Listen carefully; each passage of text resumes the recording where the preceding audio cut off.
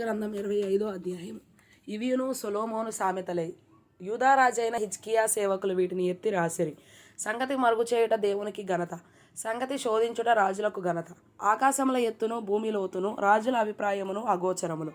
వెండిలోని మస్టు తీసివేసిన ఎడల పుటము వేయువాడు పాత్ర ఒకటి సిద్ధపరచును.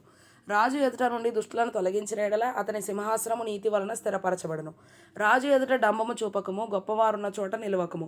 నీ కనులు చూచిన ప్రధాని ఎదుట ఒకడు నిన్ను తగ్గించిన కంటే ఇక్కడికి ఎక్కి రమ్మని అతడు నీతో చెప్పుట నీకు మేలు కదా. ఆలోచన లేక వ్యాజ్యమాడుటకు పోకుము. నీ పొరుగువాడు నిన్ను అవమానపరిచి దాని అంతమున ఇక నీవేమి చేయుదువని నీతో అనునేమో. నీ పొరుగువానితో నీవు వ్యాజ్యమాడవచ్చును గాని పరుని గుట్టు బయట పెట్టకము. బయట పెట్టిన ఎడల వినువాడు నిన్ను అవమానపరచునేమో. అందువల్ల నీకు కలిగిన అపకీర్తి ఎన్నటికీ పోకుండును. సమయోచితముగా పలుకబడిన మాట చిత్రమైన వెండి పళ్ళెంలలో నుంచబడిన బంగారు పండ్ల వంటిది. బంగారు కన్నభూషణమెట్టిదో అపరంజి ఆభరణమెట్టిదో వినువాని చెవికి జ్ఞానము గల ఉపదేశకుడు అట్టివాడు. నమ్మకమైన దూత తనను పంపువారికి కోతకాలపు మంచు చల్లదనం వంటివాడు. వాడు తన యజమానుల హృదయమును తెప్పరిల్లజేయును.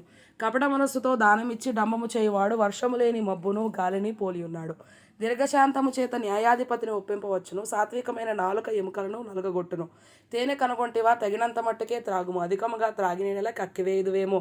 మాటి మాటికి నీ పొరుగువాని ఇంటికి వెళ్ళకుము, అతడు నీ వలన విసికి నిన్ను ద్వేషించునేమో. తన పొరుగువాని మీద కూట సాక్ష్యం పలుకువాడు సమ్మెటను ఖడ్గమును వాడిగల అంబును పోలినవాడు. శ్రమకాలంలో విశ్వాసఘాతకుని ఆశ్రయించట విరిగిన పళ్లతోనూ కీలు వసిలిన కాలుతోనూ సమానము. దుఃఖచిత్తునికి పాటలు వినిపించువాడు చలిదినమున పైబట్ట తీసివేయు వానితోనూ సురేకారం మీద చిరకపోయు వానితోనూ సమానుడు. నీ పగవాడు ఆకలి గొరిన ఎడల వానికి భోజనం పెట్టుము, దప్పిగొరిన ఎడల వానికి దాహమిమ్ము. అట్లు చేయుట చేత వాని తల మీద నిప్పులు కుప్పగా పోయుదువు. యెహోవా అందుకు నీకు ప్రతిఫలమిచ్చును. ఉత్తరపు గాలివాన పుట్టించును, కొండెగాని నాలుక కోపదృష్టి కలిగించును. గయ్యాళితో పెద్ద ఇంట నుండుట కంటే మిద్దె మీదను ఒక మూలన నివసించుట మేలు. దప్పిగొనిన వానికి చల్లని నీరు ఎట్లుండునో దూరదేశం నుండి వచ్చిన శుభ సమాచారం అట్లుండును. కలకలు చేయబడిన ఓటయు చెడిపోయిన బుగ్గయు నీతిమంతుడి దుష్టునికి లోబడుటయు సమానములు. తేనెను అధికముగా త్రాగుట మంచిది కాదు. దుర్లభమైన సంగతి పరిశీలన చేయట ఘనతకు కారణము.